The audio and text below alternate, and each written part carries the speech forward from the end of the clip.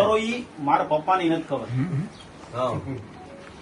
ખાતા નથી એવા 10 થી 15 જણા છે અને ઓફ થઈ ગયા 15 વર્ષથી એવાના નામે ઉપાડેલ છે. એટલે ખોટું તો છે. એટલે અમને અને મારા કાકા બેન પીએસઆઈ રોકી લીધા કે તમે ભાઈ ઉભા રહ્યો મનસુખભાઈ. મેં કાં ભાઈ આ મીટિંગ છે. પછી મેં રાતે સરપંચને કીધું મેં સરપંચ લીમડે આવે નહીં ભાઈ, ગમે આવે લીમડા લગન આવે નહીં મારો ભાઈ, તાર જે વ્યવસ્થા કરી કરી લે ચટાણ લગનમાં લીમડે આવવા રહેતો નહીં એને, નકર અહીંયા બાઇક છે બધા. એટલે પીએસઆઈ અમને જ પ્રભાર કેસઅપ કરી લીધા કે તમે આવો મનસુખભાઈ. મેં કેમ ભાઈ આ જાહેર અને એના ઘેરે મીટિંગ રખાતી નથી, તો મીટિંગ ઘેરે જ રખાતી નથી તો બહાર કાઢો એમ. તો ઓલો તો આવ્યો જ નહીં. એની વયું જો ગોરપરા આ બધા હરી હરીને જવા મિલા એક પછી એક બધા. રાયતા પ્રોફર મારી અહીંયા નો કઈ થવું જોઈએ, આવડે તો નહીં. ભૂપતભાઈ આવ્યા હતા, થોડીક વાર ભાષણ કરી નીકળી ગયા. એક બધા ટૂંકમાં જવાનું ચાલુ કરી દીધું. એને ખબર પડી ગઈ અંદર 30 જણા હતા અને બહાર 150 જણા હતા. સમજ્યા? એટલે ધીમે ધીમે કરીને એક દાટી હું મારી કે પૂરજો ને દેખાડી મેં પૂરજો ભાઈ ને કીધું વિનુભાઈ ને અમારે કે આને અંદર નાખી દો. નાખી દો સાહેબ, નાખી દો. આગળ છોડાવું અડધી કલાક નો થાય ત્યાં પર દેખાડી ને કાંઠું પડી ગયું સાહેબ. આમ છે સાહેબ, એટલે અમને બળતરા બોલાવે નથી. તમે એમ તો અંદર નાખી દો.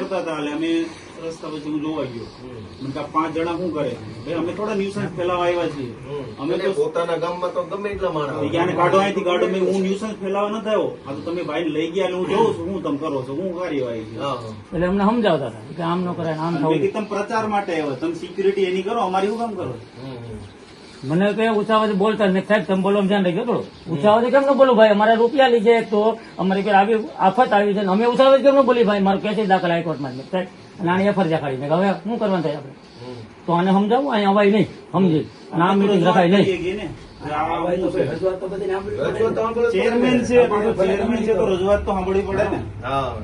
ભૂપતભાઈ ની મને કે થઈ જા મનસુખભાઈ, મેં 1.5 વર્ષ તું અહીંયા આવ્યો લોલીપોપ પકડવાનો ધંધો કઈ કરો ને હાલતા થાવ સીધી રીતે. ઠીક હે, 1.5 વર્ષ તો આવું જોઈએ તો બી પણ નકર એ અમારા કાકાઓ થઈ ગયા, એનો ખાસ મિત્ર છે ભૂપતભાઈ, તો એને આવું જોઈએ ને અહીં ભાઈ. અને અમે આખું ગામ ત્યાં હતું, અમે 4 જ જણા ખાલી હતા.